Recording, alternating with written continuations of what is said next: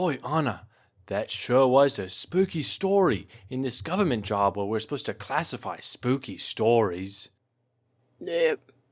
Got a job to do. Yeah, it's true. You know, the only thing that I could think of that would be any spookier is if somebody reviewed this podcast right now. That'd be pretty bad.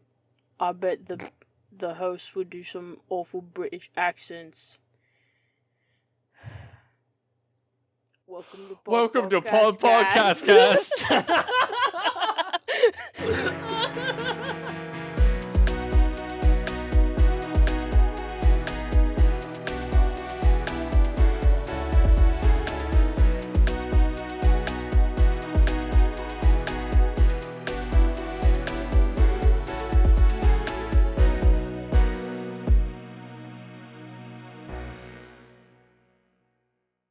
Hello, and welcome to Podpodcastcast, a podcast where we review podcasts. I'm Sam, and I'm joined as always by my co-host, Honor. Hey, you took my voice from me. And that's what we're all about here as Podpodcastcast, is really taking the voice from the voiceless. We want to make sure that no one is able to talk except me. Really, that's the whole bit.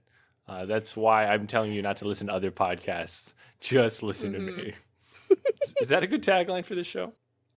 Don't listen to other podcasts, just me.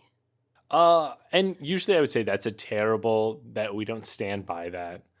We want you to listen to the podcasts we review because they're very good, usually. Today we're reviewing. Let me not tip my hand. But today we are reviewing the Magnus Protocol, which is, well... Yep. Honor, would you like to explain what the Magnus Protocol is? This was your suggestion at first. Yeah. Do you want to kind of explain to the viewer what's going on here? Yeah, this was my suggestion. I think this is the first episode where we'll get to see... You won't be surprised if you know me, but I love to put my friends through like a little torment nexus for just my own entertainment. That's such a... What a great and horrifying phrase. Yeah, the torment nexus. It's like... Yeah, I would love, like, if the Hunger Games weren't, like, a political, like, controlling, tool for the government, but instead it was just for one guy to have a show, and that's me. But instead of the Hunger Games, I made you listen to this podcast that is a spooky podcast. What? Yeah, just really enjoying the human suffering. Yeah. Okay. The Magnus Protocol is a horror podcast, and it is the sequel to, I would say, maybe the most popular horror podcast, the Magnus Archives, which ended a while ago. I don't remember how many years, 2 or 3? It was 2021 or 2022, I feel certain. It wasn't that long ago. Yeah.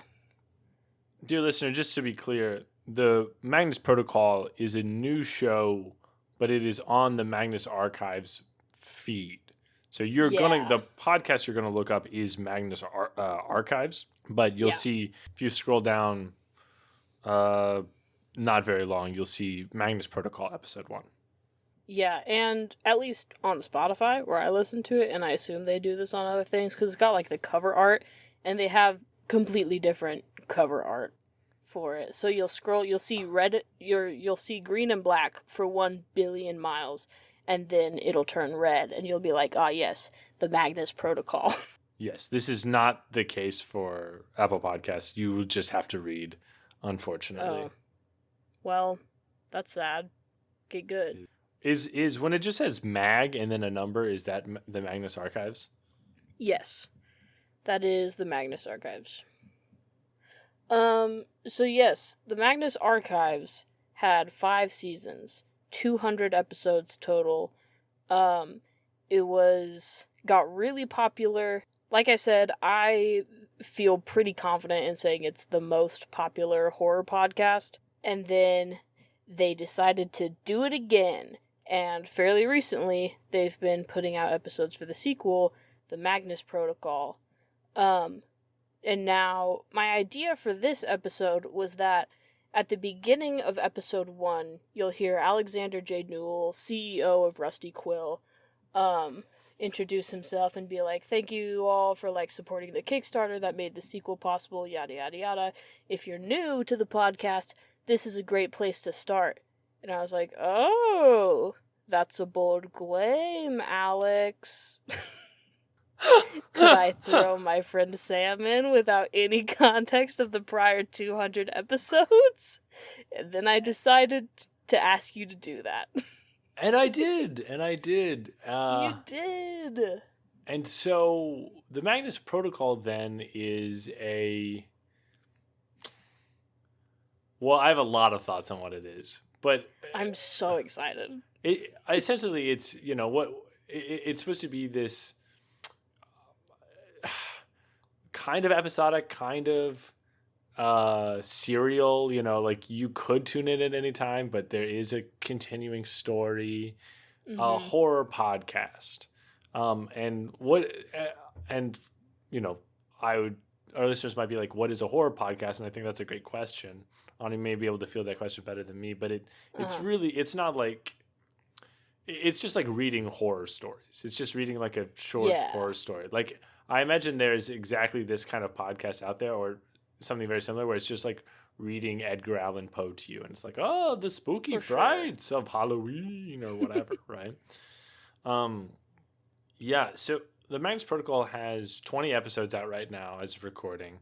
I have listened to all of them. I'm so glad. And I'm so glad that you're glad, Honor, frankly.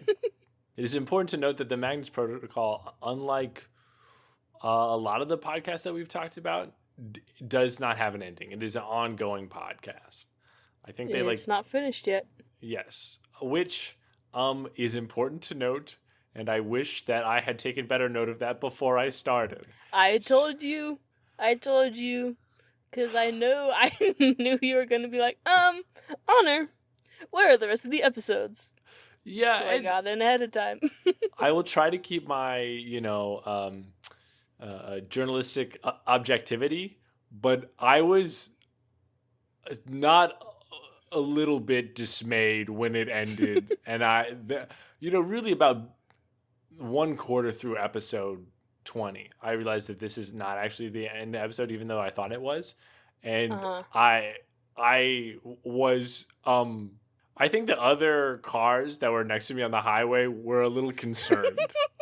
I was upset. I was not entirely thrilled. So I was driving home, and it was just me. At the time, there was no one I could call, so it was just me dictating loudly notes into my phone over what had transpired and the wrongs that had been dealt to me. That's so funny. I wish you hadn't had to go through that, but I also think it's funny that you did. I'm glad. Honor, is there a way that we could do a quick spoiler-free overview of Magnus Protocol? How do you think, what's the best way to do that? I guess just like the premise, you could arguably call it an office drama too. It follows employees of I forget the acronym, OIAR? Yes, I think that's right. Office of Acquisition. Investigation of something. Yeah. It's and that's like kind of the point, is that it's supposed to be some sort of government acronym that really is not supposed to spark your curiosity at all. But yeah, they work for this like government like branch facility. It's really vague. Whenever anyone asks like what's the point of this job, the like old dogs who have been around for a while are like, they probably just forgot about us, but the paychecks go through. So they just work this like mind-numbing job where they like categorize and file these just like cases that like an extremely stories. old program scrapes from the internet, but they are all horrific. Yes, it's supposed to be kind of like supernatural, inexplicable type stuff that and it's just like a classic horror story. You're like, and then the evil man stabbed her. Oh no! Like that's mostly what it is, but it's definitely got a tinge of just the really wacky out there, just the supernatural to it. So that's, if you are somebody who has listened to other horror podcasts, and you're like, oh, that's all I want. Sure, go ahead and listen to the Magnus Protocol. Mm-hmm. After this, the gloves are off. That was as vague as a description we could give you. I can't hold back my thoughts anymore. I'm so excited. So let's go through what happens, and let's go through how it makes me feel. Firstly, let's establish, Honor, this is a podcast that I need to know. You like this podcast, right? You enjoyed listening to this. I do. I quite like it. The Magnus Archives was one of my favorite podcasts. And so far, it's extremely interesting how they've gone about the sequel, but I do really like it. And now, how do you feel? I've thought about this, and I do not like this podcast. This is not. People should not listen to this. And I'm glad that you enjoyed it, but we'll go. Okay, let's get into it. So the very first episode, we open at this going away / welcome party for our main characters. So the whole setting of this podcast is in an office, like we said, this government bureau, but it's this branch that has like 4 people. Like, it's really understaffed, or at least it doesn't hire many people. And so the first episode is the character named Teddy. He's leaving. He's leaving the job, and I think he's found employment as like an insurance salesman or something. Mm-hmm. And we're bringing in the new guy, Sam. Just like Sam. Yeah. No, I really felt represented, and I got to say, thank you to Rusty Quill for having, bringing out the Sam community. I appreciate that. There's like 3 million of us guys named Sam, and it was just lovely to hear another guy with my name. I do so enjoy myself. Don't we know it? So Sam's coming in, Ted's going out. And so the 3 people that are there the entire time are... Sam is kind of the main character. We see a lot of this through his eyes. Mm-hmm. But if there was going to be a co-main character, it would be Alice. Yes. Alice has worked at this office for a long time. Like, it's, I think, over 5 years. Like, it's not super clear, but a long time. Which is strange, as we'll come to find out. Then there's Gwen, who has also worked here a long time, not as long as Alice. But while Alice is kind of this wisecracking, sarcastic character, Gwen is really uptight. Gwen is really like, I got to get on my work. Gwen's like, oh, I want to like rise the career ladder here. So they're all like always at odds and always kind of picking at each other. Mostly Alice to Gwen. And then there's Lena, and Lena is the boss of the office. Lena has her own office, and it's kind of unclear like what her day-to-day work is like, but she's in charge. And so that's like the first, 10 minutes, first half of the episode. And then the rest of the episode is Alice sits Sam down at his computer and explains the plot of the podcast, explains the setting. Yep. Which is that, okay, we're in England already. Tick, red flag. They all have British accents. Yep. And, it's not a big deal, but I was describing to Honor before the podcast. After a while, it was maddening in a way that I really should seek professional help for. So they are working for the United Kingdom government in this office that categorizes spooky phenomenon. How it works is Sam sits down at this really old computer and he's like, why is everything so old here? And Alice explains, well, because one time a guy wrote this computer code, this algorithm that goes across all of the internet and gets everything that it thinks is spooky. You know, everything. Mm-hmm. Of course, they don't describe it this way. Just they say anything that is, I don't know. I don't even know if they describe it. Checks the boxes. Yeah, but it finds stuff that is strange and horrifying. She doesn't quite explain it like that, but you get the gist as the pod goes on.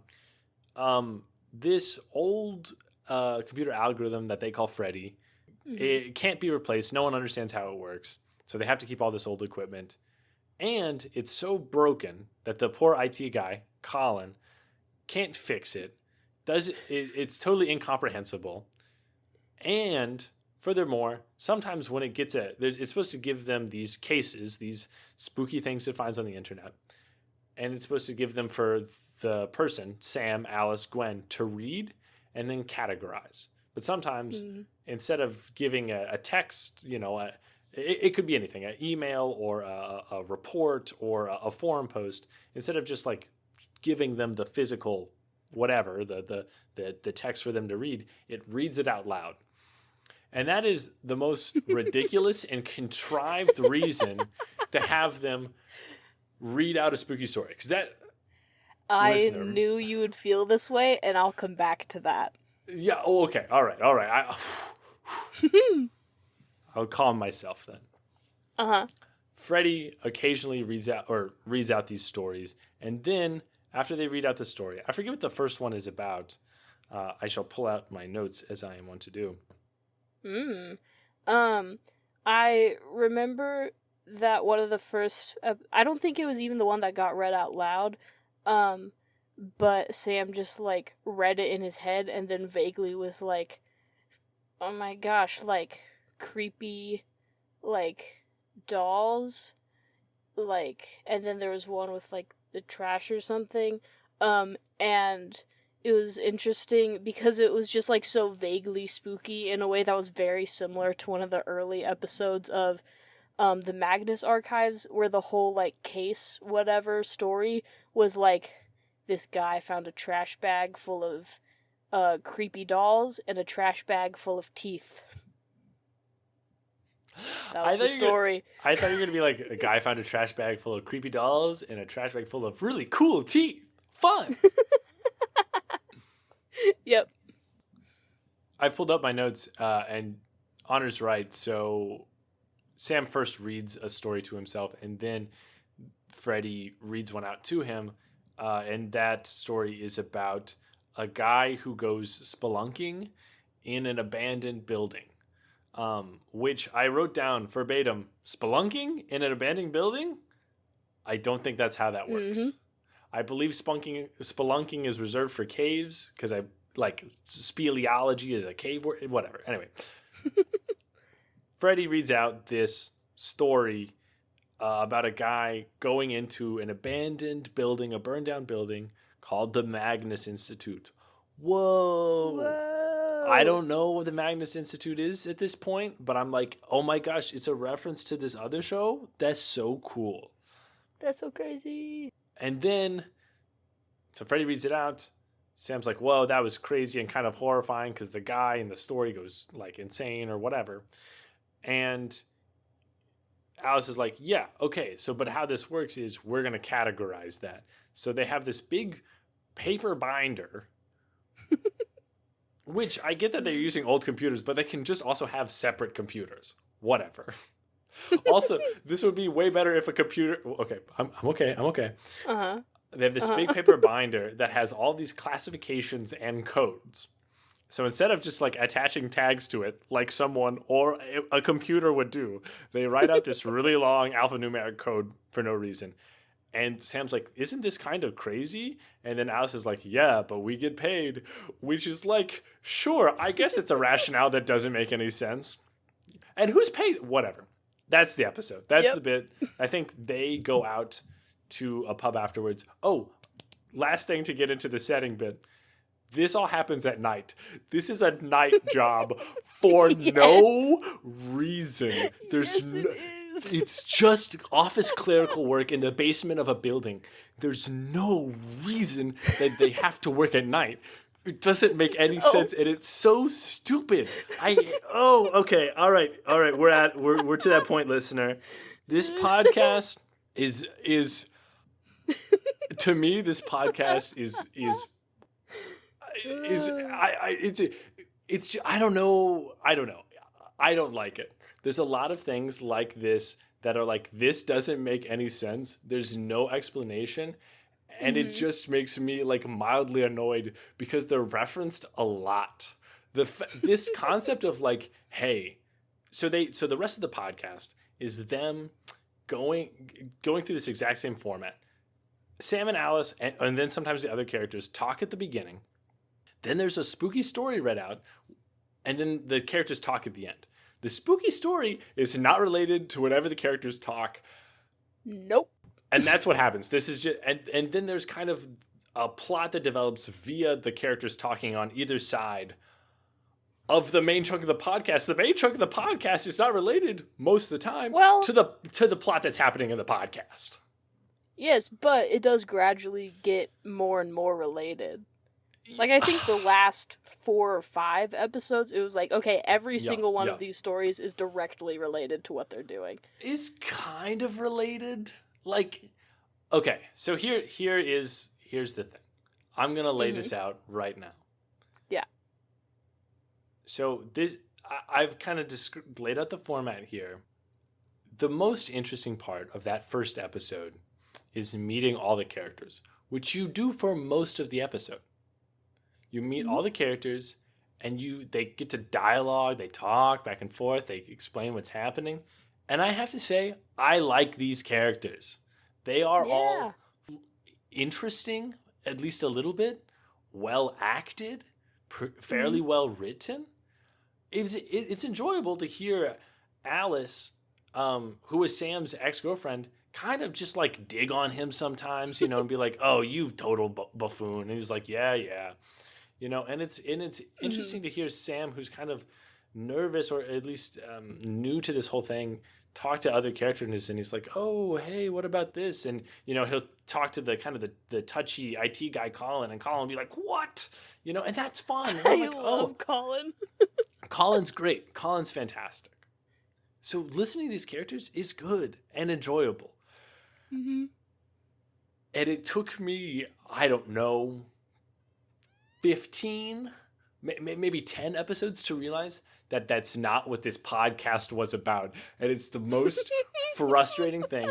This is a podcast where they made really good characters, and then most of the podcast is them reading out these horror stories, which are not interesting and not good. Whoa. I know I'm coming out hot and heavy here, but that's I really crazy. I need to get this off my chest. I can't handle this.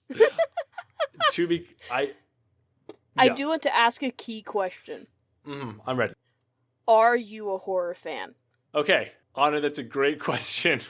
I think this will recontextualize some things. The listeners need to know I am not a horror fan. But having said go. that, I listen to a lot of horror. I listen to, about, these are roughly 30 minutes. Mm-hmm. I listen to like 10 hours of horror. And I have to say, it's not good. I don't, maybe if you like horror, you can come into this and this is fine. I don't think most of the stories, the things that are read out by the computer, which are the meat of this podcast, I don't think this podcast sells itself like it is that the stories are the meat. It's kind of like makes it a throwaway, like, oh, and this happens. But that's what this podcast is. This podcast is these episodic stories that are just like about anything. They are not well written, nor are they interesting. Dear listener, I directly disagree with his claim.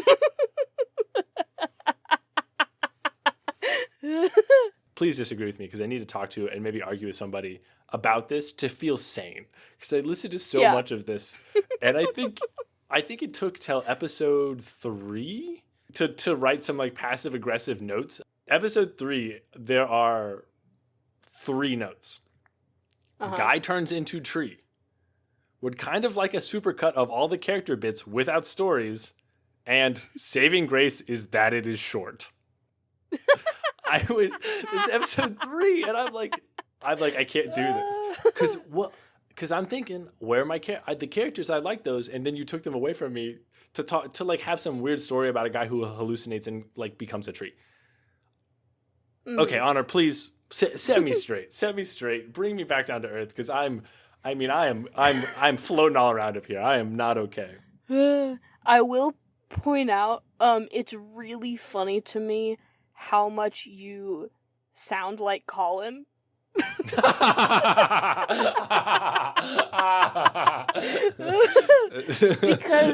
so to talk about Colin more, because Colin might be my favorite character, even though he's pretty like good. The least present one.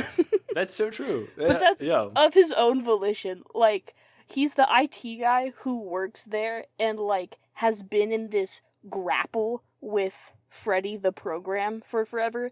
But like, point of notice, Alice named Freddy, and I think like Sam also calls it Freddy, but like Gwen thinks it's dumb.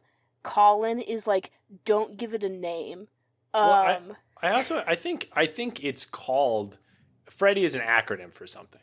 Yeah, it's like F3, like whatever. Yeah. Alice does separately name the voices that Freddy uses to like read things. Yeah, she does name those as well. She's big into giving voices. Yeah. Big into giving things names when they're spooky. Yeah. She says she doesn't name them. She is just the mouthpiece through which the universe names them. What a great line to recall. And again, Alice is so good. I love Alice. One of my favorite lines in this entire podcast that genuinely made me laugh out loud was Gwen listens to a particularly horrifying story. The story ends and Gwen goes, "Jesus Christ." And Alice goes, No, I go by Alice now, actually. And a great character. She's very well written. She's awesome. Well written. Yeah, and she's well acted. Yeah. Alice is great. Yeah.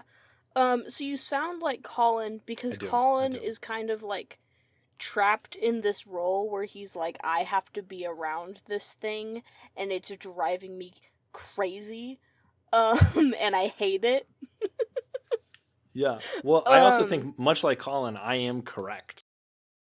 Uh-huh. Yeah, set me straight here. I think the horror is very well written. I'm just going to straight up disagree with you. And that's okay. Hey, that's A-okay. And maybe you have better horror sensibilities to me. Mm-hmm. Well, I don't think we're going to come together on that. Well, okay, why do you say it's well written? What is the thought? What about it is well written to you? So, also some more context. The Magnus Archives was the first, like, strong horror media that I interacted with, like, consistently. Sure. Like, I liked creepy things since I was very, very little. Mm-hmm. But, like, actual, like, full-on horror was something I had a hard time interacting with, just because it was hard to find something that, especially just, like, being a kid with an extremely overactive imagination, it'd be like, okay, I watched a scary thing, and now I see it in my closet at night. Yeah. Well, so did you want to interact with horror, or is this just like you stumble onto this and you're like, oh, I actually really like this? Yeah, because I said, I've always liked, like, creepy things. And this podcast does mostly creepy. It's not like a movie or like a Stephen King novel where it's usually where it's just like abject horror or like jump scare. I mean, it does a lot of creepy. Yeah. Yes. So it is like the Magnus Archives I listened to, and it does horror in a way that... So, here's one thing that I have to give a disclaimer about with the original Magnus Archives. The protagonist of the Magnus Archives is named Jonathan Sims. The writer of the Magnus Archives is named Jonathan Sims. That's so awesome. Does he act? Does he is he the actor for Jonathan Sims? He's the voice. So, point of order, if I say John, I mean the character. If I say Johnny, that's the writer, the real person. That's so weird. Can we take a quick timeout? I know you're really you're about to crush me and tell me why I'm wrong on this, but it's just a quick. I'm curious about the Magnus Archives. Is the Magnus Archives, is it episodic? I kind of assumed it was just like, oh, we read out this spooky story, or is it like we have a main character? I mean, like, how similar is it to Magnus Protocol? You don't have to go super in depth, but I'm just kind of like, what does it look like? That I want to come back to later. Okay. Because I really just kind of wanted to let you talk for the most part about what your experience was with Protocol. And then I will come back and be like, so here's the big picture, gang. Okay. But, so Johnny Sims, the writer, specifically talked about, like, wanting to be really careful with handling horror in a way that is very tasteful. And if I recall correctly, the way he phrased it was really respectful to the listener in, like, not taking cheap tricks of, like, jump scares or just like gruesome gory noise. Sure. So it's built a lot on suspense and like, because most of it is written by Johnny. Magnus Protocol, they have other writers, and I think later in the Magnus Archives they do also. Just to be clear, you're talking about most of it's built on suspense. You're talking about for the Magnus Archives. Are you talking about both right now? Both. Or just the Magnus? Okay. I'm talking about the statements that they write. That's what I'm talking about. So like the little mini horror stories. Yes. Okay. And I think it does a really interesting balance of like, which it's also like a very podcast thing to do of, in some ways it is incredibly descriptive to like minute details that really give vivid senses of things. Also really vague at the same time to leave a lot of room for imagination. Which is like good. Like that's what you should do with the pod, I think. Yes. So that's the thing I really, really like. And like some of them, like I said, one of the early episodes of the Magnus Archives, pretty much the whole story is a statement from this garbage man who picked up garbage from this house, and it was like one day there was a trash bag full of creepy dolls, and it creeped him out, and he didn't like it. And then, but he ignored it, because, like, whatever. And then another day he came back, and he picked up a bag full of teeth. And then he called the authorities, and then he came to give a statement. And that was the story. That's the whole story? That's the whole story. And it was like, well, that one wasn't very good. But there are other things that, like, I think their premises are, in general, like, a lot more interesting than just, like, Dave the killer man who hunts you down in the woods and killer mans you. Like... Yeah, these are pretty creative, right? They want to lean into this, like, like Twilight Zone-esque kind of, like, what is, like, the spookiest thing that could exist out in, the edges of human, like, understanding. Yeah. So I think it does a very good job of, like, creatively and interestingly pulling on threads of, like, what are things that have intrigue to people in a way that then can be, like, pulled on to be, like, what's potentially horrific about this thing. Like, before the pod you mentioned, there's an episode about, like, a violin that you have to feed blood, which, like, is oversimplified and doesn't maybe sound that interesting, but I was like a violin, which is an instrument commonly used in, like, horror soundtracks and, like, has an allure and appeal to people, and then you put it in this horror context, and, like, I'd never heard a horror story about a violin before. Yeah. I don't know if you had. Yeah, can we talk about this suspense a little bit? I really just don't. I think why I don't feel like there's a lot of suspense in a lot of these, and I see them trying to build it, but the reason I don't feel like there is because I don't get hooked by, like, I never care, you know, like you're right. There's this story of this guy with the violin, and he's like, but he's an old man who's like, oh yes, when I was a boy in the 1600s, I went to go play for the kings in the Palanate, and it's just like, dude, I don't care about this guy at all. Like, his instructor goes crazy and dies. He gets this magic violin, and then he like kills people with like to feed it or whatever. And it's just like, I never care. Like, there's no suspense because I'm like, I never really want to know what happens. But also when they do a reveal, it's just like, so, oh yes. But the one time I didn't feed it the blood it required, they danced and then they ate each other. Whoo! And it's just like, okay, sure, that happens. Like, I don't, like, this doesn't, like, it's spooky and like gross and horrific in that way, but it never makes me, very rarely am I like, what's going to happen? What happens next? Right? Like I mentioned, there's an episode where there's a guy who becomes a tree. Like, he's hiding from someone. He's hiding because he murdered someone. But he just goes... Yeah. It's just... I did think that was the worst. You think that was the worst? Yeah. Well, because about suspense, right? You get what's happening, and then it keeps happening for, like, I don't know, 4 more minutes. And you're like, I get it. Yeah. That is one thing, especially because they do, like, the Magnus style is, like, it's drawn out. It's not, like, snappy, you know? Yeah. Mm-hmm. So that is the pitfall they hit sometimes, is like, okay, this is happening, and now it's happening more, but just a little more, and now it's happening a little more.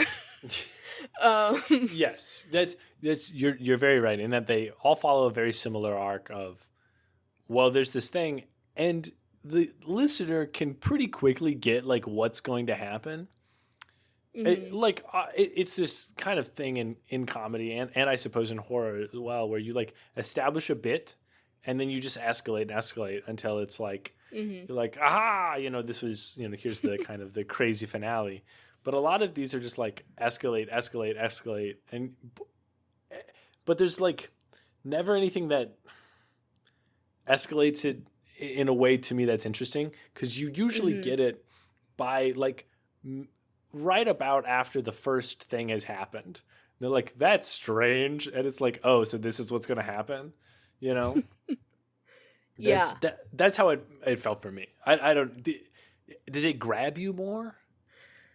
Yeah, I think it does. I also think so. You're like, it doesn't feel suspenseful for me because I don't care about like the person it's happening to, you know? Yes. Like, you're like, I don't care about this old man who has the violin. I didn't care about that old man who had the violin. I cared about the violin.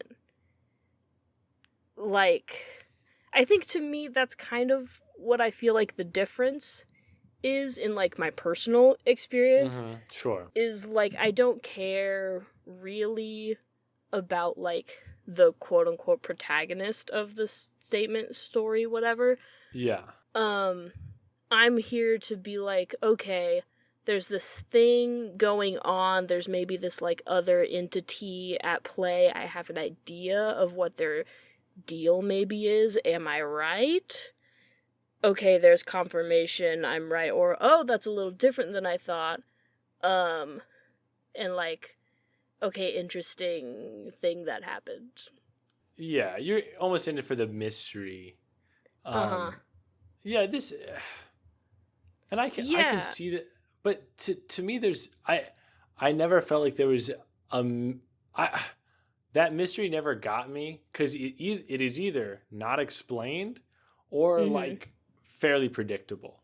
It really does remind me of, and not a lot of people have watched the very old like 1960s show The Twilight Zone, but it really does remind me of The Twilight Zone in that this podcast is fundamentally, even though at the beginning it seems like it shouldn't be, or it's not trying to be, is a monster of the week story. You know, it's like, we've got this spooky thing, we've got this weird, wacky thing, and we're gonna like showcase it to you.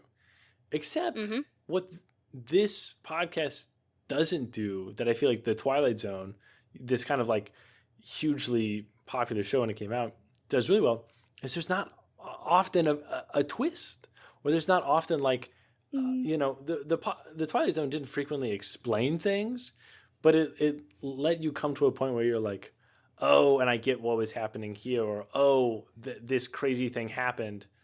That's like so interesting. Whereas this, to me, it's like it's just like nothing.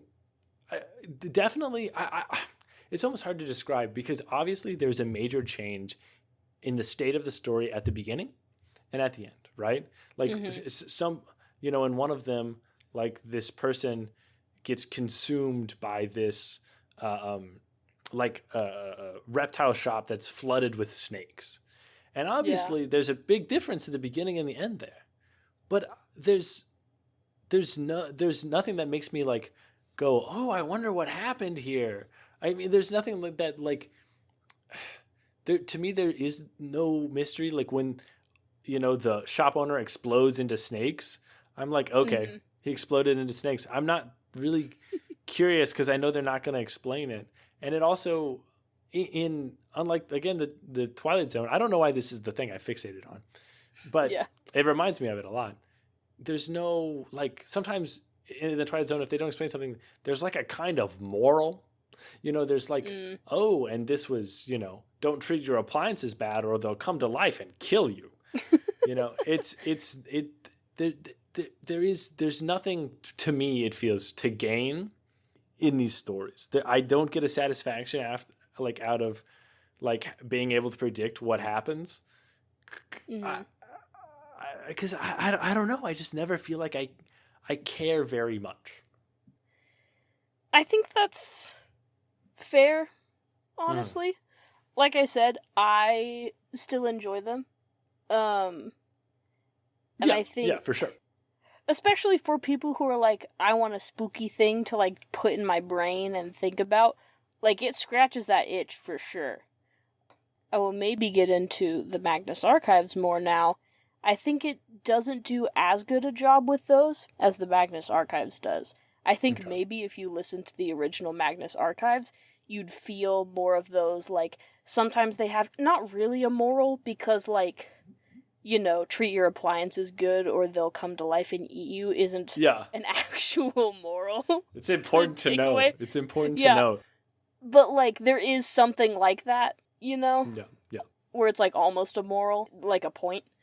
Yeah, it feels that's actually a great way to put it. It feels like a lot of times the stories in Magnus Protocol don't have a point. They don't have a message or a theme that they want to talk about.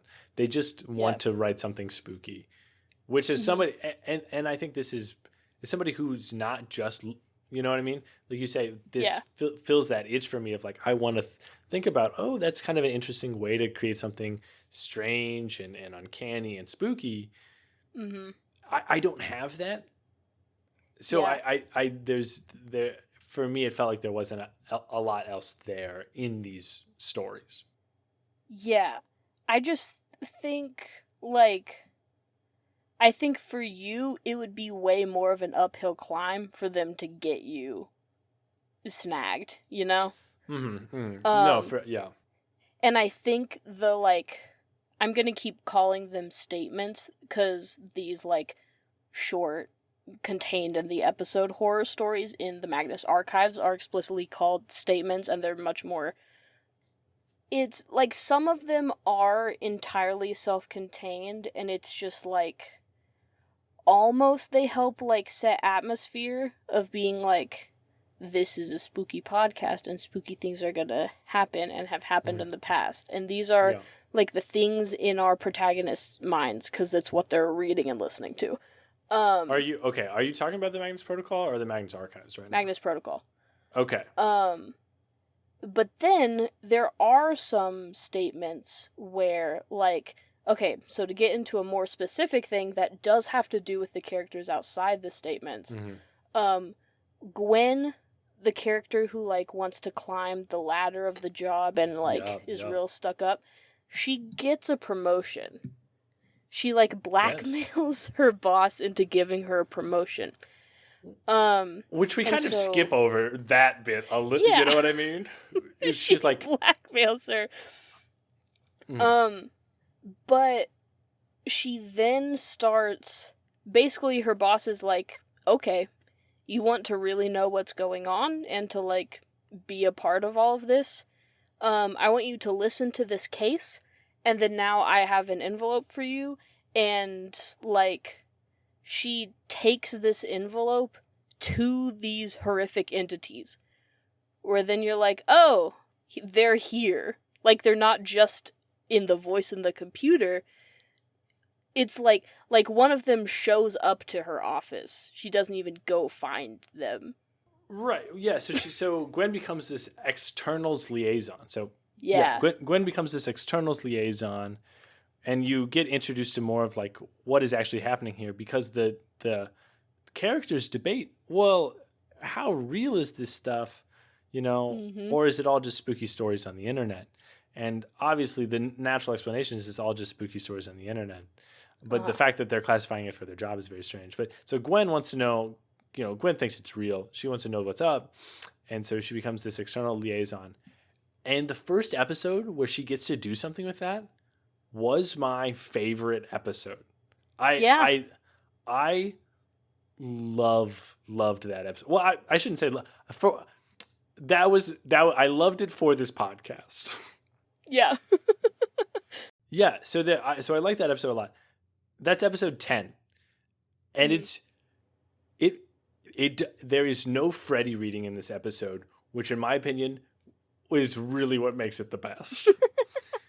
There is a story, but it's not framed as a Freddy reading, which is great because they don't need to do that. Like, it's just so unnecessary. But it's you listen to this guy that Gwen has to meet, who had this very famous TV show, this comedy TV show, and he had this recurring character of a clown, and he's on this late night show or whatever talking about it. He's like, oh, so long ago. And you get all this background, and you're like, oh, this is kind of interesting, because I know Gwen's going to have to interact with this guy. And, you know, at the end of it, the interviewer's like, well, what about all these murders that were connected to the clown? And he's like, I'm not going to talk about it, right? And you're like, okay, that's kind of interesting. I don't really know if that's going to come up again. And then a little later in the podcast, I think we get some Sam and Alice. But then when we go back to Gwen, Gwen knocks on this guy's door, and she's like, oh, I'm from the government. Here's this envelope. And he's like, no, that's not mine. You needed to give it to Mr. Bonzo, the clown. She's like, what? The character? And she goes into his house, and you hear these like really spooky sounds of what sounds to be, I'm imagining... I just realized that I was imagining this entire time the imaginary friend from Inside Out. That's who Mr. Bonzo is to me. It's exactly what inflatable like clown suit, like they say. Yeah, you don't know. I don't know. He's this kind of. I imagine him to be like 10 foot tall, and there's a lot of like disco lights going on. But you hear this like horrifying. He's like, you know, this like really creepy laughter, and he's. And the guy that she's trying to give the envelope to is panicking. He's like, don't give that to me. You have to give it to him. And she's like, what's happening? That episode, awesome. And it was awesome because it was about the characters I cared about. It was I was so interested if Gwen was going to die via clown. And even the like exposition the exposition part was like so interesting because I'm like, okay, even I don't know what's going to happen yet, but I'm like, I know that we're going to have to interact with this at some point. I'm interested. What is going on? This is the first spooky guy, and he's some sort of like comedian that like made a bunch of clown merch. Like, what's up with this? I was in. I was so in. Yeah. And so, because then there's another statement with Bonzo. Where yes. Then later, Gwen's like, oh... this is the result of my actions. Yes, we get to hear. It sounds like Gwen like delivered some sort of hit and gave it to this creepy clown creature. And while that was interesting, I'm like, oh, I get to see. It felt like I was getting to see more of this overarching plot that they kind of write in bits and pieces at the beginning and end. And again, it was a little less interesting because I'm like, I don't really care about, because the statement is given by this a dancer at a strip club, right? Mm-hmm. Something like that, and it's just like, I'm not. I think it was the DJ. I think she was a dancer. I thought because she was operating the music. I think what she said is like, there was a bachelor party, a stag party, is what they call them over there in that godforsaken land of England, and she's like, well, I do this like really lazy dance because they're all drunk, so it doesn't matter anyway. And then she like is kind of, she's like tending bar or just like hanging around doing something. And they're like, oh my gosh, the bachelor party guys are like, oh, we got this really funny tape of Mr. Bonzo music. Can you turn it on? She's like, yeah, I guess I can. There's like a place I can plug in the iPods. I don't think she was a DJ. I mean, that was interesting. But again, it was like, I wish there's so much of it where she's just talking about, like, oh, I have to like hang out with these these bachelor party guys, and then Mr. Bonzo comes and we have to wait around for a long time until there's just such this long pause between when the spooky thing arrives and what's we know is going to happen, that I'm just like, I don't care. This is the first podcast that I have listened to on 1.5 times speed. And I frankly, it's driven me to sacrilege. I feel bad about that, but that's wild. I think that it'll be less scary if you do that, but I think that might perhaps be the optimal way to consume this. I disagree. You're probably right. I disagree with you because it is like that's how suspense works, is if we got the thing we knew was coming immediately, like it isn't as gratifying. But that's what I think is suspense is you don't know. Right? I guess. And I don't really, I very rarely, because suspense is like, I want to know and I don't. And whereas in this podcast, I either don't know and I don't care, or I know. And you know what I mean? Or I feel pretty strongly like, yeah, okay, this woman is going to get crushed, or there's going to be some weird thing with all of these people giving too many donations to the Salvation Army. I forgot about that episode. There's a lot. I mean, there are a lot of like creative stories here, right? Mm-hmm. There's a woman getting crushed by too many donations in the Salvation Army, and then she escapes via fire / the Men in Black something. One of the things that was just pure horror stories that I thought was actually probably one of the best written was the or maybe even just the best acted. The one I kind of enjoyed the most was there was a emergency call 999. That's what the number is over in the UK. Don't know if you know that. There's this 999 call, and it's clearly by some like creepy serial killer guy who has a bunch of needles. Yes. And again, it's one of those things where you like, it's a little annoying because you understand what's happening, and the operator's like, "What do you mean? You have a bunch of needles and you gave a man a hug?" And you're just like, okay, I understand as a listener, but in the end, again, in the end, it does do kind of an interesting spooky thing where the needle man is like, man, I'm annoyed by you, operator, because you're not scared of me. And I like when people are scared of me. That's why I'm a little needle man. I'm going to find you, operator. And the operator's like, no, you're not. And he's like, I bet you're here. And the operator's like, oh. And it's like, all right. Yeah. And then you're like, oh, that is spooky. And that is kind of like it felt like there was that twist, or there was that like, there is something more. Yeah. So I liked that one. I mean, I liked it. I liked it in much that I can like horror. All of my opinions should be tinted with the fact of I fundamentally don't like horror. I mean, Yeah. It maybe makes you a very different audience. for sure. I know that to be true, but I also just have I have a hard time getting in the horror enjoyer mindset, but it is very difficult for me to imagine somebody that really likes horror to really enjoy this. Man, I don't know. I like, Edgar Allan Poe. All my references are, at least 60 years old today, but Perfect. And he does suspense, really well. And he does this kind of supernatural, freaky deaky stuff really well. Mm-hmm. And so it's just hard for me to imagine. And I can understand and appreciate that, even though I don't know that I would describe that as horror. It is suspense, certainly. It's just hard for me to imagine someone listening to this and being like, feeling like they've gotten something out of these stories. Mm-hmm. But you do feel that way, so it must be possible. Like, it happens. I do. Certainly. I also. So now, I think you've talked a while. I have. We know your thoughts. Now we'll get into my sick and twisted experiment I was running. What is this? The whole bit was, am I going to understand this given that I haven't listened to the Magnus Archives, right? Like, that was the bit? Yeah. Yeah. And now I'm going to talk about why I think I was exactly right, and I think Alexander J. Newell was wrong. Oh, do tell me more. Do tell me more. So, you listened to a sequel, which I also think you didn't bring up at all, but I think is part of the issue. A big part of the issue.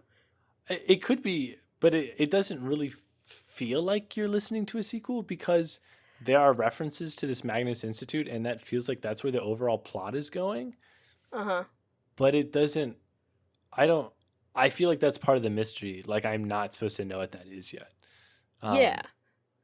I guess we talked a lot about how, like, you weren't satisfied with, like, the case stories, but the overarching, like, stories and the characters are, like, that's the thing that will keep going and is consistent. I do have to say, I really should let you tell us about this experiment.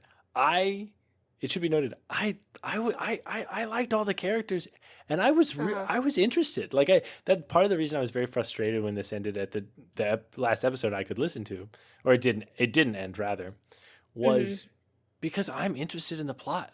Like, I want to know what's happening. I want to know what the characters' secrets are. There's characters, and I'm interested in this. They keep pulling at this Magnus Institute thread, these like spooky externals threads, and I'm like, that stuff actually to me is really interesting, and I would love, like, that's really what I want out of this podcast. I would love if halfway through they ditched the spooky stories and just got to the characters, because every time I'm like, yes. I mean, not every time, but most of the time I'm like, yes, that's so, what's going on there? You're tugging at the right stuff. And then I'm like, okay, well, I guess I'll have to wait 20 minutes while I listen to this thing to finish. Okay. Sorry. I will contain myself. Hold on to that. How would you feel then if you were going along and then, let's say, it's another Bonzo story? Or if the funny needle man comes back? That's going to be more interesting, right? So it's like, I guess, or any of the, like, one-offs, if they come back again or are mentioned, then it's like, okay, guess they were important. Like, what's the thread being drawn here? I guess. Like, they do that, but it's not, I don't think it's as... Hearing the Bonzo story, the Bonzo story of him, like, killing these guys at a bachelor party was not to me as interesting as when the character I cared about was interacting with him. Yeah, that's fair. But now to talk about the Magnus Archives. Also, I'm going to go ahead and assume that you have no interest in listening to the Magnus Archives. I'm a man of science. I'll do. Yeah. As in, you wouldn't care if I spoil it. No, I would actually prefer if you spoiled it. Yeah. This podcast does not make me want to listen to the Magnus Archives, Mm-hmm. but perhaps they're very good. I really can't pass judgment. Yeah. Or I shall at least try to refrain from doing so. Mm-hmm. All right, so, listener, if you want to listen to the Magnus Archives, which I do really recommend, stop listening. Because I'm going to spoil everything. Get the heck out of here, you horror punk. You nerd. Okay. You ready? I'm going to spoil it. I'm so ready. Spoilers, commence. In the last season of the Magnus Archives, they're in the apocalypse and the world ends. What? What? They're in the apocalypse, the fear apocalypse, and the world ends. This recontextualizes the sequel, doesn't it? How does it is it the wait?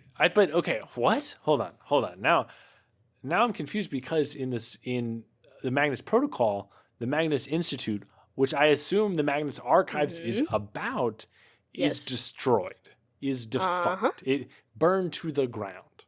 Yep. No apocalypse here. Run of the day, people complaining about the UK government. Yeah. Yep. So, that changes the whole thing. Which is why when Alexander J. Newell was talking in my ears and was like, hey, listeners, if you've listened to the Magnus Archives, welcome back. We're glad to have you. We're going to have a sequel. That's intriguing. If you're new, this is a great place to start with no prior context. What are you saying to me, Alex? But what is this? What is the? It doesn't feel like this context is adding anything except confusion. Yeah. So. Okay. The Magnus Archives starts with even more than the Magnus Protocol, where it's like, oh, the coworkers talk for a bit, and then they do a story, and then they talk for a bit. The Magnus Archives starts, and you only meet one guy, Jonathan Sims. And you don't even really meet him, because he kind of acts like Gwen, where he's, like, here to do his job, and he's, like, annoyed that everyone else is doing worse, and he's, like, the newly hired archivist who is, like, this place is a mess, and I'm, like, reorganizing everything. And so then the context of the whole, like, the plate they dish this podcast up to you on is that John's like, sometimes I try to digitize these statements, and some of them just, like, won't work on modern technology, so I have to read them on tape recorders are the things that the old archivist left down here and the only things that work. You know, that to me is a much more palatable explanation for listening to spooky stories than sometimes we think it runs through the sound card. Yeah. But it is kind of, though, like when I started listening to it, I was like, this is really fun to listen to, and I like it. But also, like, what is this cheap explanation for why you have to read these things out loud? But that's oh my gosh, that kills me. Because you know what? They can just do that. Like, it doesn't have to be, they don't have to have this weird explanation. They don't have to have this extra context at all of, like, this overarching plot. And I know it must be good and it gets people, but, like, you can just read these stories, dude. Like, you don't have to. Like, it's fine, bro. But, and it's also, one thing I didn't mention, so they have these voices in the Magnus Protocol that are, like, the text-to-speech voices that are reading things out, but it takes about 2 minutes for the, like, text, if that, for the text-to-speech sound to fade away, and it's, like, an actually dramatic, like, acted-out reading of the story, which then comes back to, like, text-to-speech at the last, like, 15 seconds to remind you, like, it's a computer. Like, the way they do it in the Magnus Archives, where, 'cause John is, like, stick in the mud, like, doing things very by the book, he is a complete skeptic, is like, these people are all either, like, on drugs or mentally ill. And so then he gets into reading these statements, and he always reads them, like, really dramatically, like he's in it, and, like, empathizing with these people giving the statements, which is then, like, okay, why is he doing that? Yeah, I see. It's almost, like, kind of discordant. It's like, what is Yeah. going... Yeah. It's like, okay, you have this, what seems at first glance to be like a cheap explanation for why you're reading things out loud, and also, like, it doesn't make sense for this character to be acting these out. Later in... Okay, also, it is just him, where, like, you hear the tape recorder click on, he goes, statement of whoever the name of the statement giver is, regarding, like, a couple word overview of what the statement's about. Statement begins, starts reading. There's none of the, like, anything before, like, coworkers interacting. Like, that's how it goes. And then he gets to the end, and he talks a little bit about, like, follow-up research that they did to see if it's real, and he pretty much always is like, yeah, so this is nothing, and people are just crazy. But he must change his attitude at some point for the show to end up in the fear apocalypse. Yes. Yeah. But it takes... I'm trying to remember. I think it's, like, at least in the late teens, if not in the 20s, of episodes before we hear another character. We hear names mentioned very occasionally because there's, like, the researchers under John who, like, do the follow-up research. So he'll be like, Tim looked into, like, the police records of whatever. But we don't hear another voice for a long time, and it's, like, 2 sentences that they speak back and forth to John with, where he's like, I'm recording, get out of the room. Sick. So it takes forever for these other characters to get introduced, and at first it is just this, like, horror anthology. Of, like, these are these different spooky stories. But then these other characters do get introduced, and it's about at the same time you start to hear, like, recurring characters in the stories. Sure. Yeah. Or, like, recurring themes, and John will, like, start to comment on it, being like, these 2 stories seem to follow, like, similar chains of events. And so then, slowly but surely, these connections start happening. You start to hear these characters interacting more, especially around the idea of, like, do you think these are real? Like, are you worried about going and, like, doing follow-up research on these things? And then, I'm gonna skip ahead a lot. Swell. What ends up being the case is that, like, not only are these spooky things real, and the justification for, like, okay, why do some of these have to get read on the tape recorder is, like, the ones that are real, like, when you read them out loud, it, like, doesn't go with modern technology. It has to be on these tape recorders, and it has to be on these tape recorders because there is, like, an entity of fear and, like, an eldritch horror that is based on, like, witnessing the suffering of people that is being fed these statements. What? Yeah, I'm gonna let that sit for a second. So is the point of, like, the Magnus Institute, assumedly where John Sims works, to read stories, spooky bedtime stories, to, like, an eldritch god to destroy the world? Is that the bit? Yes. And this is one of several eldritch fear gods based on, like, common fears that people have. So the one that the Magnus Archives, like, for lack of a better term, serves is called the Eye, or, like, the Beholding, and is based on this idea of, like, being watched, or, like, watching the suffering of others. And so is being, like, fed these statements to, like, give it power, because all of these entities are trying to, like, basically bring about an apocalypse so that the world just lives in the kind of fear that this is.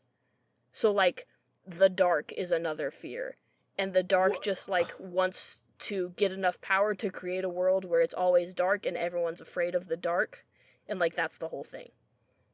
I'm oversimplifying, but...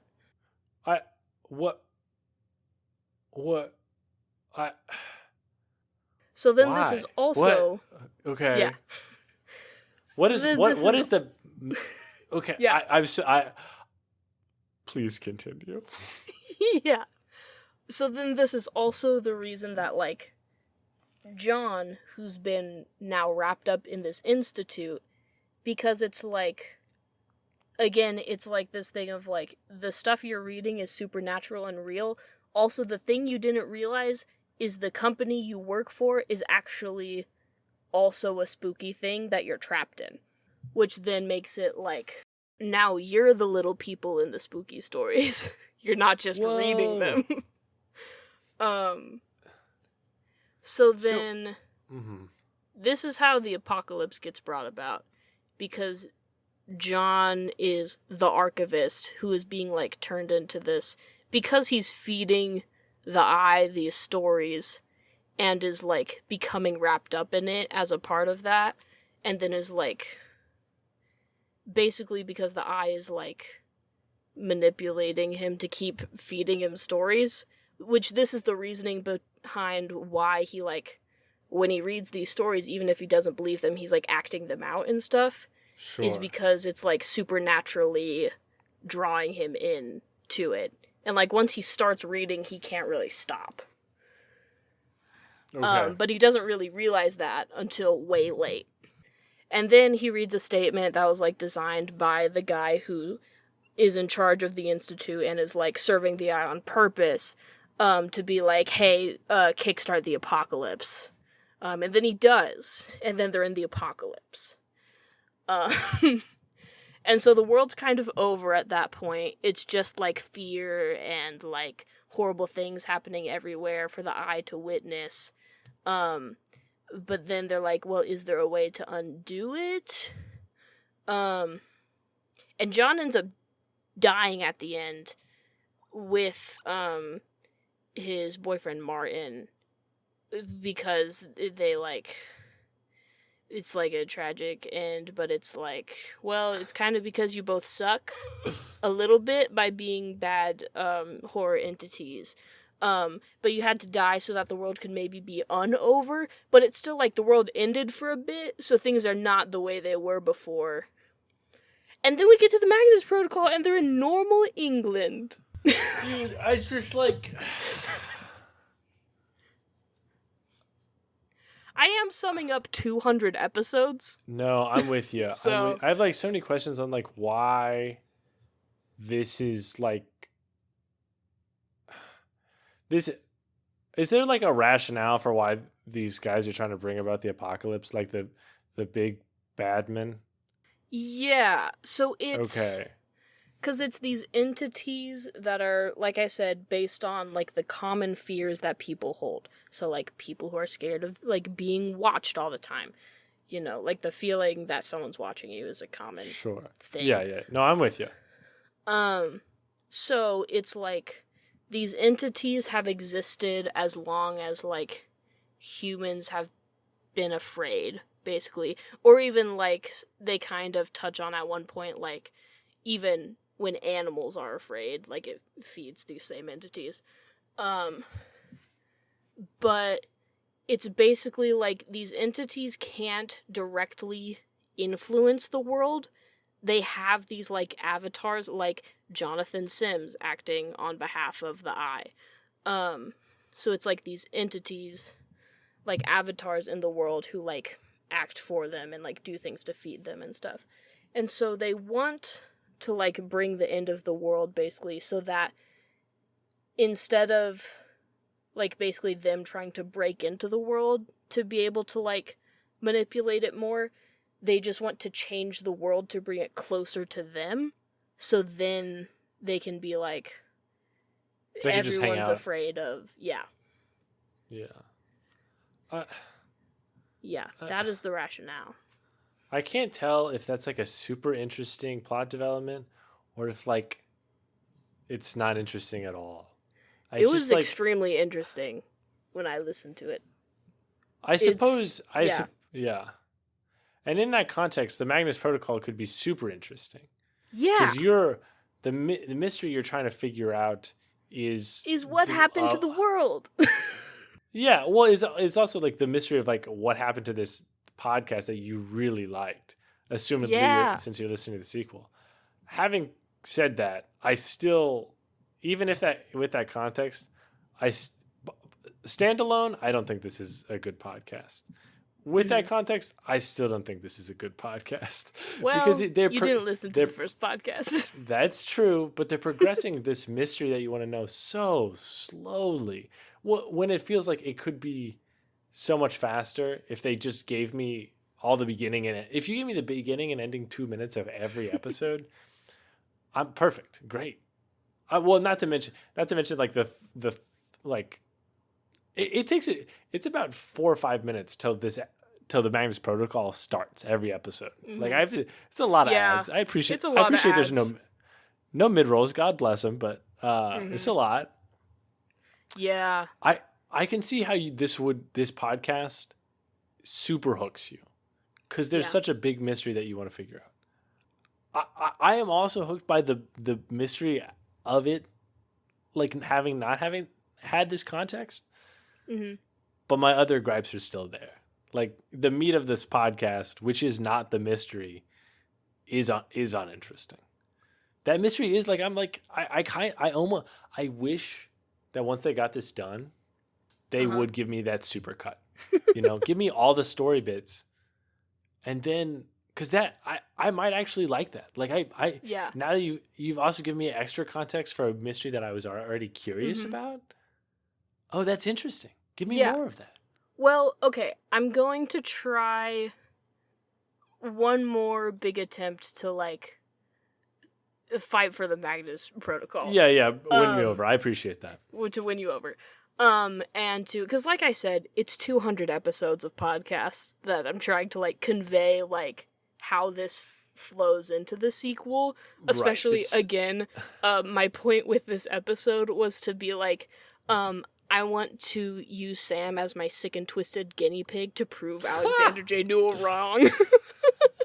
Yeah, I mean, at least data point of 1, having not listened to the prequel, I did not enjoy the sequel. So, one strike against you, Mr. Newell man. Mm-hmm. Because also, like I said, you're like, if you're hooked on this mystery, they're doing it so slowly. Like I said, the first, like, season, which is 40 episodes of the first podcast, we barely met the other characters. Like, it's a really slow podcast. That's what they're working with. But that like, drove me crazy, right? Because it's hard for me to imagine maybe the person who wants just a horror anthology will really enjoy this, because there's some extra bits.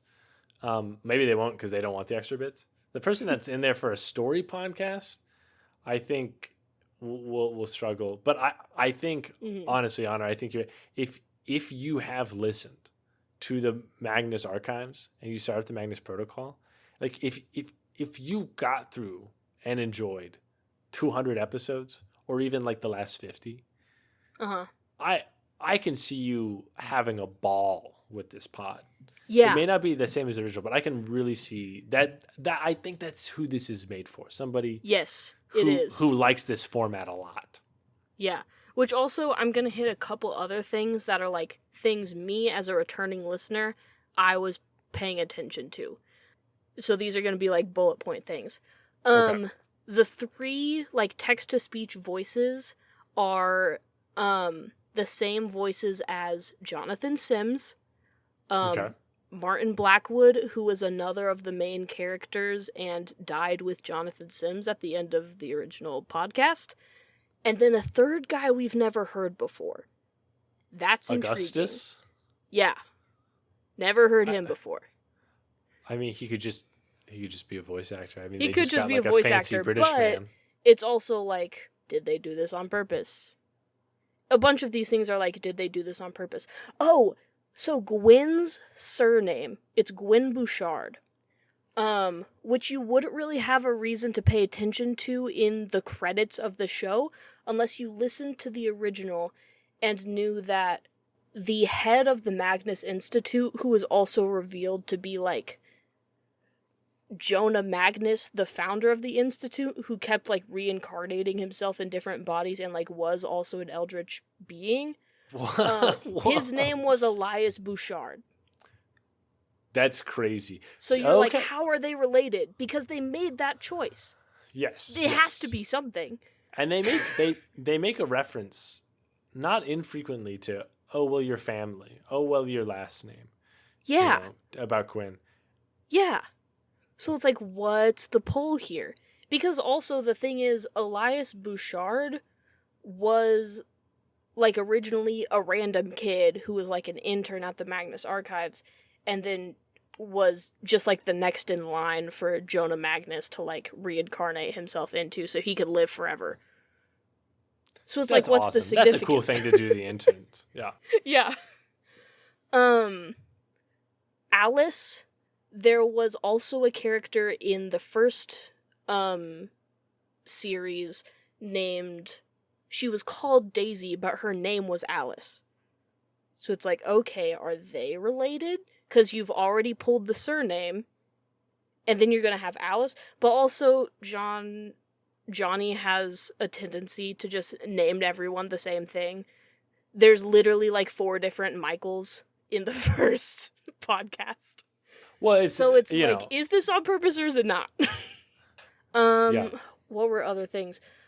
Oh, I mean, like you said, the Magnus Institute is referred to and apparently burned down, but it's like, what, like, because if the world ended and the Magnus Institute did it, then how is this world standing?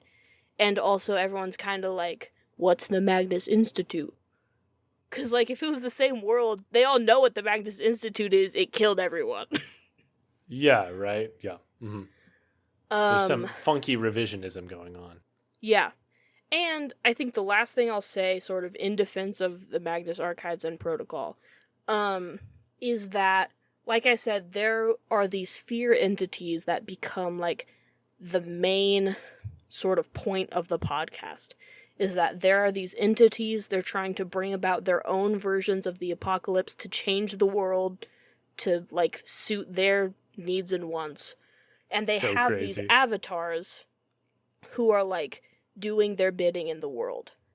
These are, like, the recurring characters that you hear, and, like, start to be like, oh, this is the same person between these two, like, statement stories. But it also then becomes a thing of being, like, you start to realize, like, oh, this person who has a thing with, like, lightning, and this person who has a thing for, like, teleporting people into the sky and making them fall forever, they serve the same entity. Or, like, this story doesn't have a recurring character, but it has the same motifs as this entity, and so is linked to that. So, once you start to, like, once the overarching plot starts to reveal that this is what's going on, you start to listen to every story being like, what entity is at play? What are they doing? Is it going to connect later? Did it connect already? And so that's part of, if you already have that context, they don't have to work so hard to, like, make the statements interesting because you're playing that mystery game, if that makes sense. But one thing that's interesting about the Magnus Protocol stories is, because I was playing that game of being like, which entity do I think is at play? It's a lot more difficult, I would say, with the Protocol ones.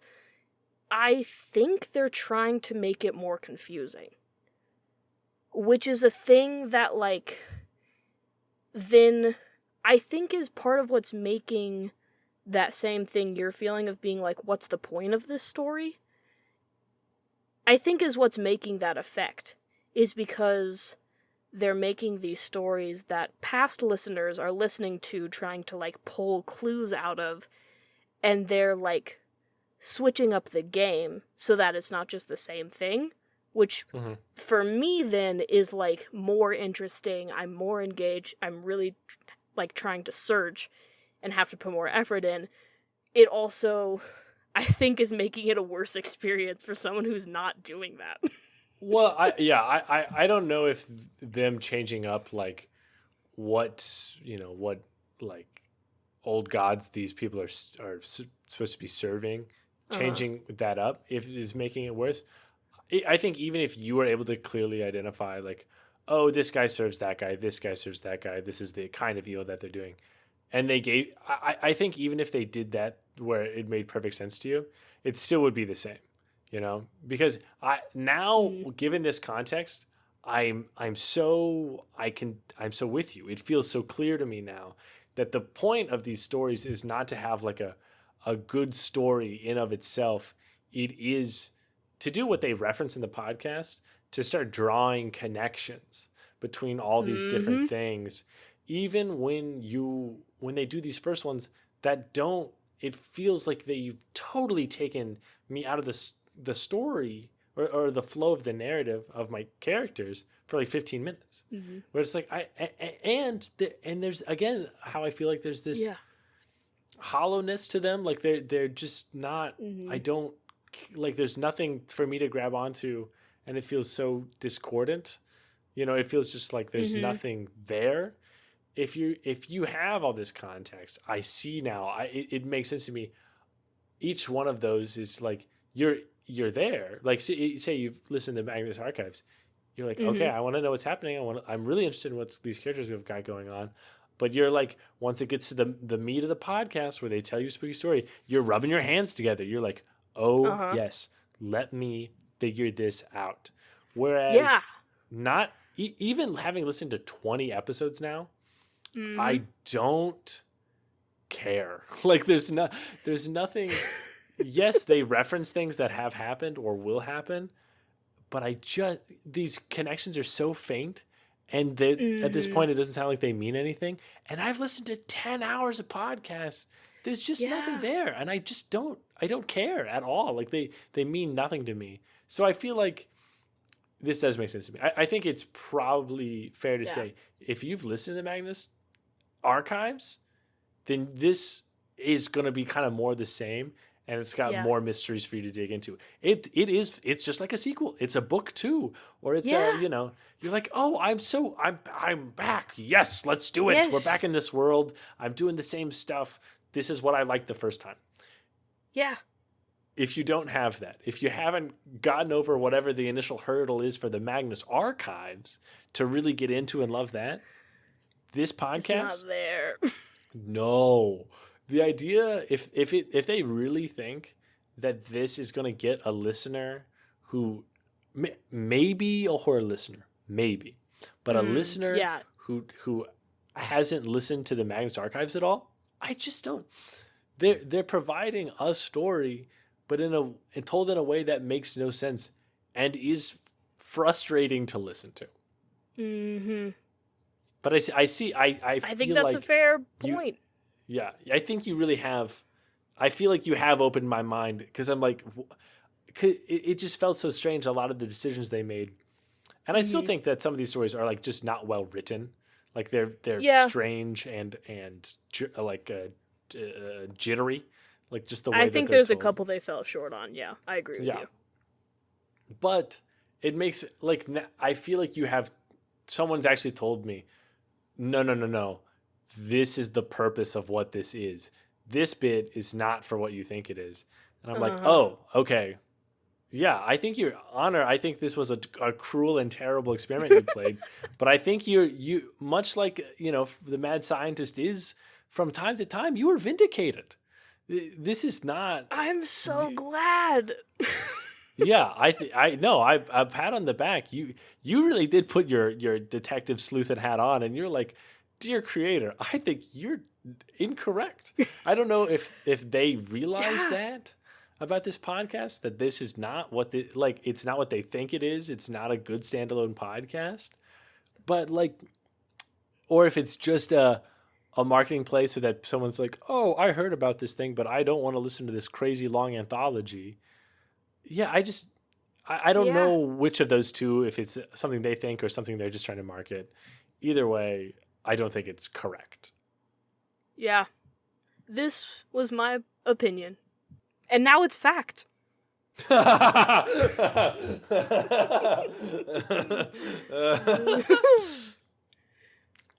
And that's what we're all about here at Podpodcastcast. That's what we're all about. Is really just proving that we are always correct and our opinions are law. I have one more thing. Remember how I was like, the natural inclination of a returning listener is to listen to these statement stories and be like, how do I categorize this among the entities? Yeah. Do you know what they're doing for their literal jobs? Oh my gosh. Yeah! I didn't even think about that. But oh my gosh, that made me lean back in my seat. I was so surprised. So it's like, yeah. So like kind of thematically, you have to know. Yeah, kind of thematically, the characters are a stand-in for previous listeners. Yeah, because in the original podcast, it's like John and the other like archive workers don't start like doing that and like categorizing and putting stuff together until they start realizing there are these patterns, realizing there are these entities at play. And so it takes them a long time to get around to the like, okay, we should like put these in boxes and stuff, part of it. These characters are putting all the labels on it, but it's not these labels that seem to make sense or are connected to actual things, and they clearly don't know. There's a couple characters like Colin and Alice seem to like, okay, maybe they do know what's going on. Everyone else doesn't realize what they're doing. Well, I don't even know if but Alice the audience knows. Yeah, Alice feels like she's in denial, but certainly Gwen thinks something is up, and Lena, I am convinced Lena is talking directly to the big man upstairs. You know what? Honor, have you ever watched Lena very much feels like Elias from the first podcast, which then is like, okay, but she is interfacing with Gwen, who's a Bouchard, but is below her? That's crazy. What's going on? Honor, you ever watch A Cabin in the Woods? No. I'm going to say this way earlier. A Cabin in the Woods is a horror film, which is very much like this, in that college kids are going to get killed in this cabin in the woods, but it's like as part of a ritual to appease these gods so that there isn't the end of the world. Just something interesting if someone gets that reference. It's kind of almost the opposite intentions. But it's, I don't know. Yeah, all these characters are really interesting, and I'm glad that you've provided this additional context of what the Magnus Archives is about, because I think a lot of times the motivations of these characters don't make any sense, and their rationale doesn't make any sense. But if it's, I think I would be more willing to accept that, to be like, oh, because I know what's happening. This is what they have to do. Like the fact that they're like, I'm going to work nights at this office job where I classify horrors, and they keep threatening, oh, do you want to get fired? The hell do you mean you want to get fired? No one works here. This job isn't important. And yes, I would like rather work anywhere else because this is like the worst thing ever. They threaten that all the time, and they're like, don't get behind on your caseload. And I'm like, there's no performance reviews. No one cares. They talk about how hard it is to get people to work here. Here's another interesting point is like, they keep bringing that up in this sequel. In the original, like I said, the company is like part of this eldritch entity. Once you like sign the dotted line or whatever, you can't leave the Magnus Archives. You can't quit. Like, you just aren't able to do it. The only way to get out is literally you have to gouge your eyes out.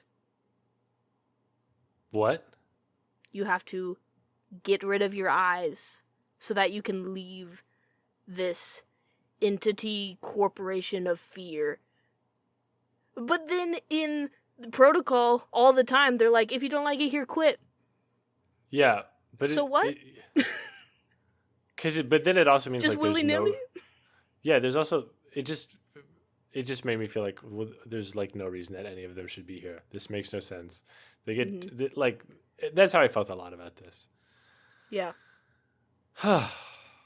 Honor, I came into this episode very frustrated, very, I was like, this podcast is a stinker.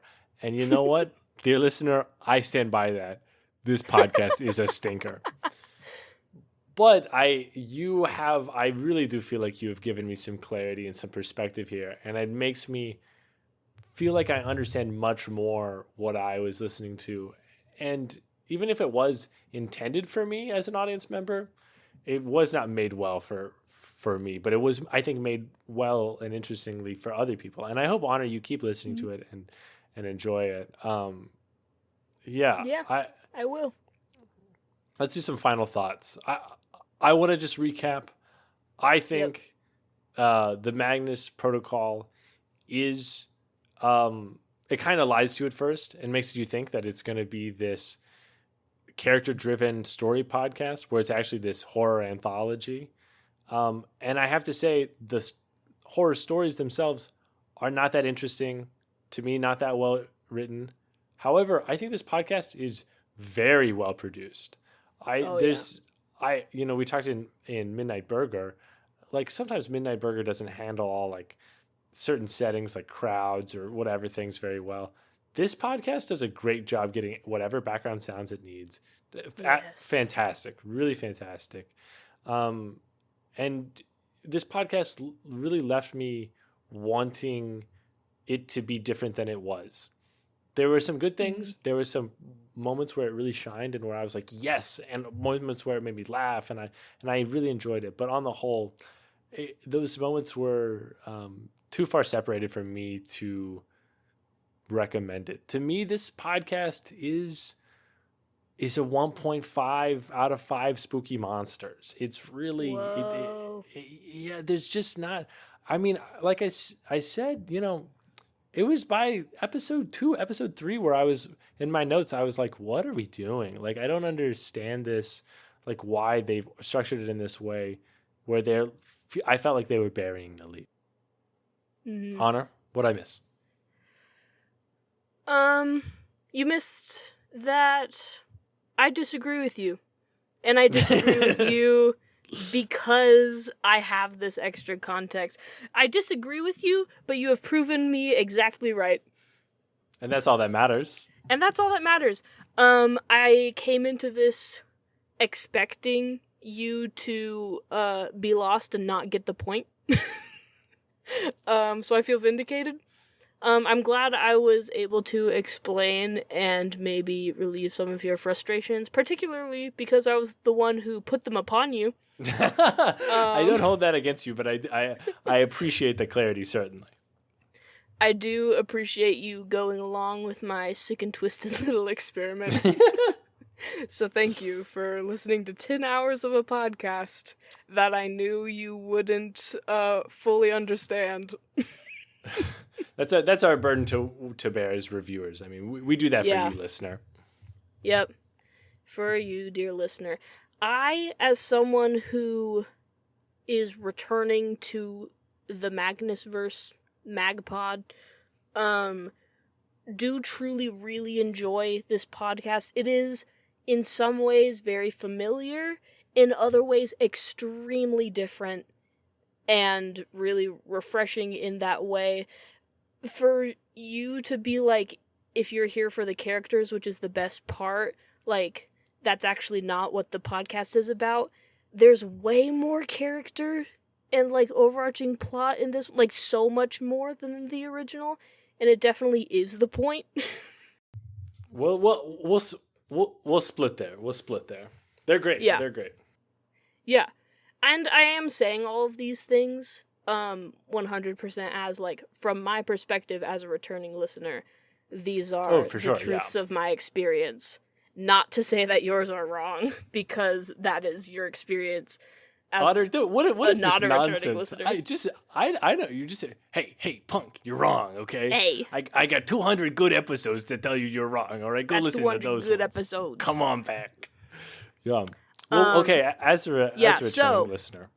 As a returning listener, my rating is, I do think there is something particular about, because I do agree with you, I think some of the, like, case stories in the middle fall flat, compared to some of the originals.